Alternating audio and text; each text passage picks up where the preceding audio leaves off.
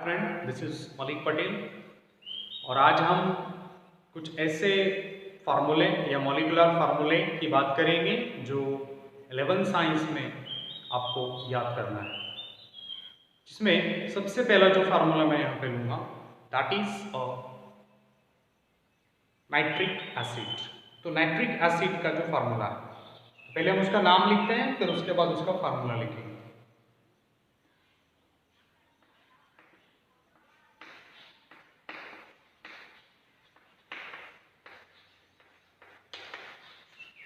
Nitric acid एक type का ये एसिड है, तेजाब। उसका फार्मूला है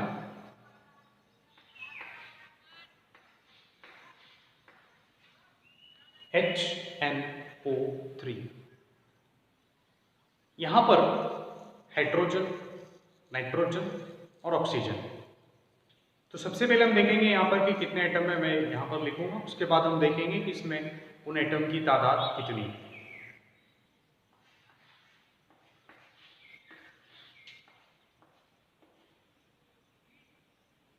सबसे पहले वाला जो एटम है यहाँ पे दैट इज हाइड्रोजन, उसकी तादाद है 1। सेकंड टाइपच्या जे अणु एचओ मध्ये आहे ते नाइट्रोजन, त्याची संख्या किती है? 1। और उसके बाद तीसरा जो जौहर यहाँ पर है वो है ऑक्सीजन और उसकी तादाद है 3। तो फार्मूला कैसे बनता है? HNO3। ये नाइट्रिक एसिड का फार्मूला है। सेकंड फार्मूला हम देखते हैं।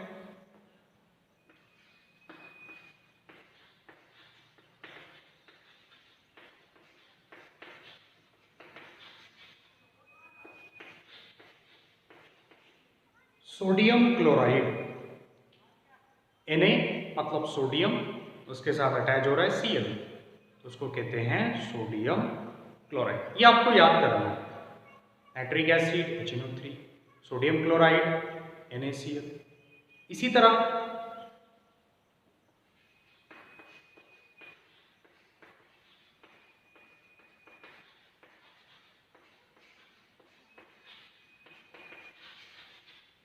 पोटेशियम क्लोराइड, उसका फार्मूला है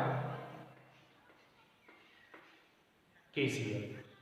देखिए, मैंने पहले ही कहा कि आप इनको फार्मूला भी कह सकते हैं, आप इनको मॉलिक्यूलर फार्मूला भी कह सकते हैं। तो जब भी मैं मॉलिक्यूलर फार्मूला कहूँगा या फार्मूला कहूँगा, उसका मतलब एक ही रहेगा। तो आपको 1 बाय 1 एक के बाद एक जो फार्मूले मैं यहाँ पे लिख रहा हूँ ये आपको याद करना है। नाइट्रिक एसिड अगर मैं कहूँगा इसके बाद, तो आपके ब्रेन में आना चाहिए HNO3। सोडियम क्लोराइड अगर मैंने कहा तो आपके ब्रेन में आना चाहिए NaCl। पोटेशियम क्लोराइड अगर मैं कहता हूं तो आपके ब्रेन में आना चाहिए KCl। उसी तरह बहुत सारे फार्मूलेज हैं जिसको हम 1 बाय 1 देखेंगे। इसके बाद है सोडियम हाइड्रोक्साइड, फार्मूला है NaOH। पोटेशियम हाइड्रोक्साइड, फार्मूला है KOH। कार्बन डाइऑक्साइड, फार्मूला है CO2। कार्बन मोनोऑक्साइड, फार्मूला है CO। तो ये जो फार्मूलेज मैं बोर्ड पे यहाँ पे लिख रहा हूँ, आपको एक एक फार्मूला, उसका नेम और उसका फार्मूला ये आपको याद करना है। जैसा कि मैं कहूँगा NaOH, तो आपके ब्रेन में आना चाहिए sodium hydroxide KOH। So you remember potassium hydroxide. प्रत्येक मॉलिक्यूलचा जे फॉर्म्युला आहे ते तुम्हाला पाठ करायचं, जे मी बोर्डवर लिहिलं ते 11वी साठी महत्त्वाचं आहे। तर बरेच आपल्याला फॉर्म्युलेज याच्यामध्ये बघायचे, तर 1 बाय 1 तुम्हाला हे सगळं पाठ करावं लागेल। आता जर मी म्हणलो कार्बन मोनोऑक्साईड, तर तुमच्या ब्रेन मध्ये पाहिजे CO।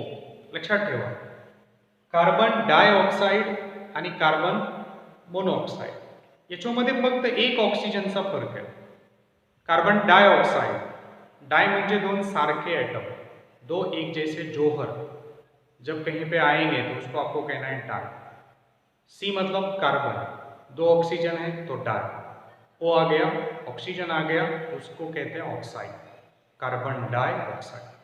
और कैपिटल C और कैपिटल O अगर आ गया तो उसको कहते हैं कार्बन मोनोऑक्साइड।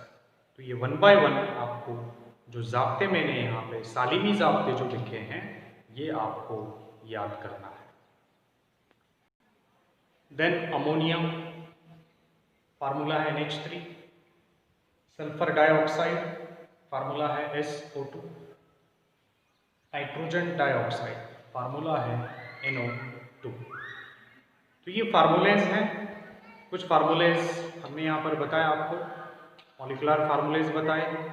तो ये फार्मूलेज आपको याद करना है। NH3 अगर मैं कहूँगा तो आपके ब्रेन में आना कि अमोनिया है। सल्फर डाइऑक्साइड अगर हम कहते हैं तो आपके ब्रेन में आना चाहिए SO2। और अगर नाइट्रोजन डाइऑक्साइड मैं कहता हूँ तो आपके ब्रेन में आना चाहिए NO2। इस तरह से आपको फार्मूलेज को याद करना है। इन फार्मूले को मॉलिक्युलर फार्मूला भी कहते हैं। आणि हे जे फार्म्युले आपण बघितले ते फार महत्त्वाचे, तर 1 बाय 1 हे तुम्हाला पाठ करायचे। These are very important formulas which can be use in 11th science.